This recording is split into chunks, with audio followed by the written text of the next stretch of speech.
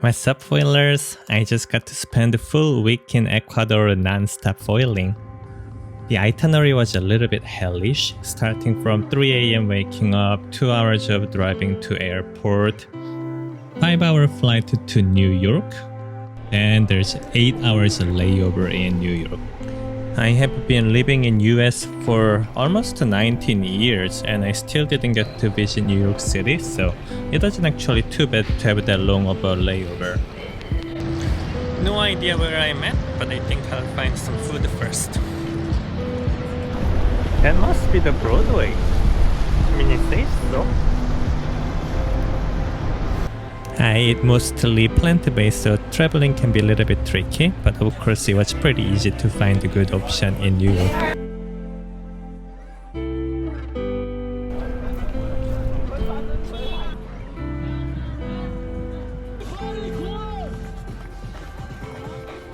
Pretty wild here. I made it! After layover in New York, it is 1 AM departure overnight flight to Guayaquil, Ecuador. I wish there was a better itinerary, but that was actually the best pick that I could find. There was a bit of a problem in JFK airport. The original plan was to bring the FliteLab Amp board that I was super excited to share with you guys. But unfortunately, I couldn't get the batteries through the TSA gates at all, although they were completely under the regulation. So I ended up landing without the batteries, but at least the rest of the gear made it fine. From airport to the final destination, Montanita, is 3-hour drive by the car. I found this setup from Montanita through the YouTube channel Ecuador Foil while looking for a vacation to escape the Oregon coast's gloomy winter. It was such an easy experience to book because the Montanita estate hotel owner Robby happened to be a foil brain. So basically I could ask him everything about the foil condition, and I could book the lodging, airport transportation, and a surf foil guide who would drive and foil with you whole day, my guide Henry, who also happened to be one of the best foiler I've actually get to meet in person. The hotel was really beautiful and cute too. A lot of art and decorations flowing throughout the whole property, a lot of different pools and waterfalls. There's also a nice little gym. Nothing fancy, but plenty good to get some stretch going in between surf sessions. Beautiful space here. A little bit big for just one person, but I'm not gonna complain. There's another bed up there. Once settled in, the grocery, restaurant, shopping, beaches, they're all just a couple blocks away, so it was really easy to just walk and navigate around. Montanita had this cute small surf town vibe.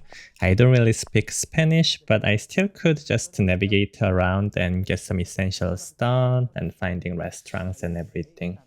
It's one of those towns that's pretty sleepy and slow during the weekdays, and by the weekend it just ramps up quite a bit. The condition here is pretty amazing for prawn foil, so I think I'll make some decent progress on that front. And the owner here, Robert, he also has the tow boogie setup. He says it's gonna be actually more difficult than tow foil, but I don't know, I feel like it's gonna be easier with my own controller, so I'm gonna give it a shot no matter how it goes. So yeah, I'll let you know how the tow boogie experience and the other amazing things in Ecuador goes. Yeah. The surf spot in Montanita itself was more of the beach break, and there was one crowded point break. But there was one spot that locals call Laboratory that was just perfect for prawn foiling. As I'm so addicted to foil drive, the prawn foil progression has been pretty slow on my end, so it was pretty exciting to actually have a whole trip dedicated for prawn foil. This is Henry, my guide for this trip and also a legendary foiler. Seriously, go follow him on Instagram, it's pretty wild.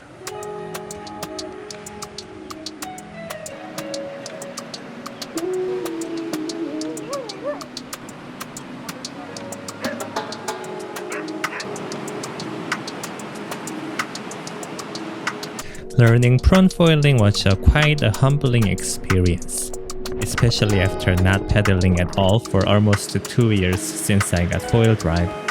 I couldn't catch much at the beginning because my pedaling muscle and technique were just completely gone, and even when I barely get to catch something, I was struggling to stabilize the foil. And here comes the another local foiler, Paul. Even with the language barrier, he was constantly helping me. He was mimicking how I was pedaling. I really wish that I was pedaling a little bit better, but that's probably how I actually pedaled. And with the constant teaching, grinding, and being surrounded by Paul, Henry, Robby, all amazing foilers just constantly catching waves one after another, it finally started to click for me too.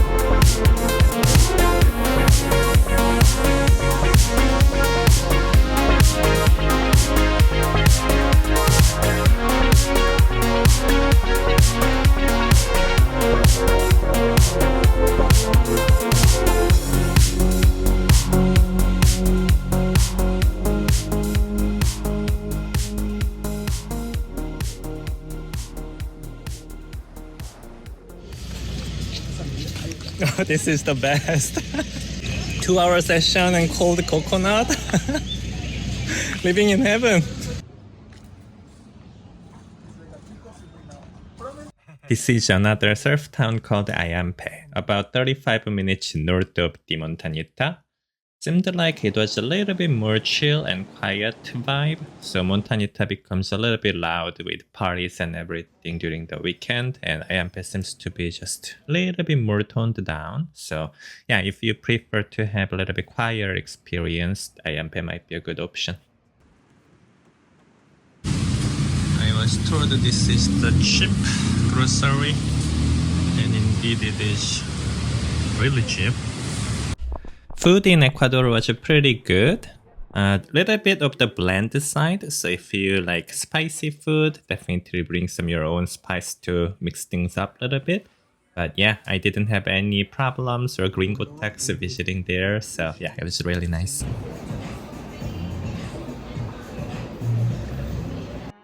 The Boogie experience was very interesting and super helpful for my TOEFL progression. It took a little while to get the hang of it at the beginning, because there is a controller on the other hand, and I also have to hold on to the tow rope, so it forced me to figure out a different technique to start to get up and running, and that actually transitioned into the regular TOEFLing quite a bit.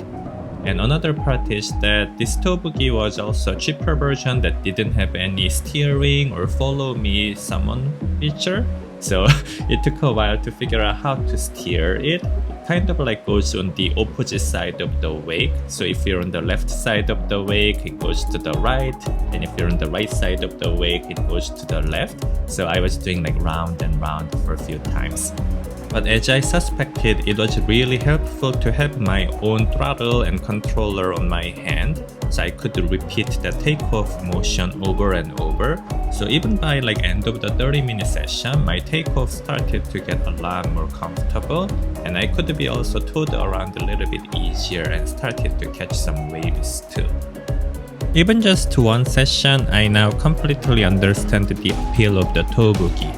It's kind of the mix of all the best part of different disciplines. So the appeal of the toe foiling, where you can just catch a lot more waves, but unlike the assisted foil like foil drive, it is a lot lighter once you catch the wave, so that part was really nice. And unlike toe foiling, you also don't need like a separate partner to pair with, so yeah, price is definitely a concern, but I am definitely interested in the zero toe boogie at this point.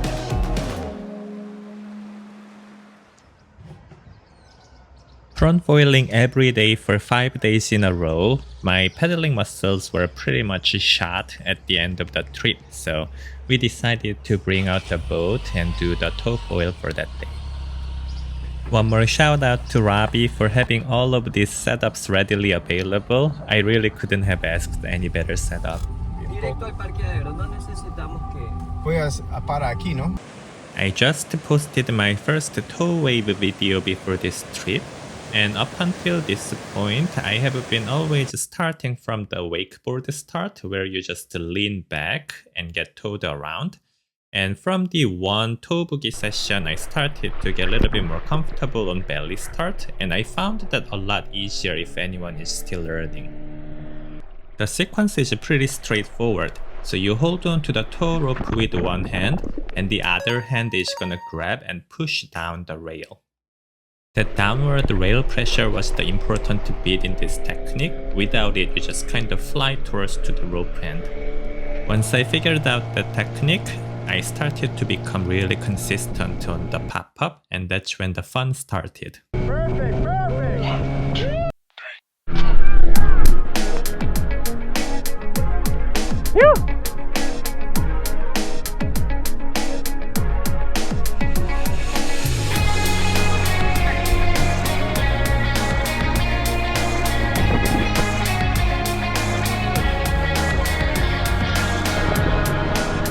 There was a time that I thought that I would die without you.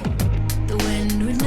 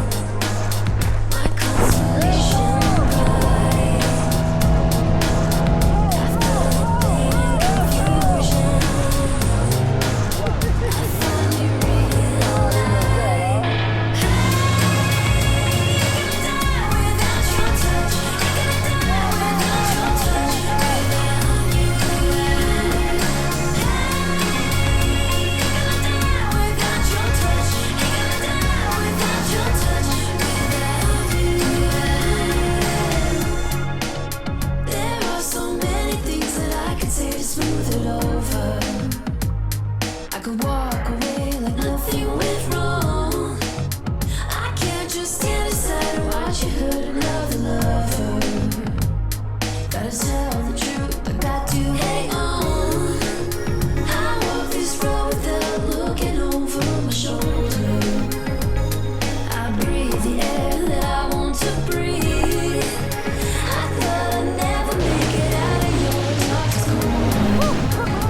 I can remember when the lights felt so free. You were my greatest illusion. The whole week really just flew by. I was leaving Saturday morning, so the Friday night was pretty much the party night. This trip really couldn't have gone any better than this. I made so many new friends, so much foil time. Oh, I already miss it so much. I'll definitely go back sometime soon. I'll share Robby's contact information down in the description, so hit him up if you're looking for a vacation. And don't forget to hit that like and subscribe button. And let me know down in the comment if you have any other foil trip destination recommendation. Thank you so much for stopping by, and I'll see you in the next video. Bye!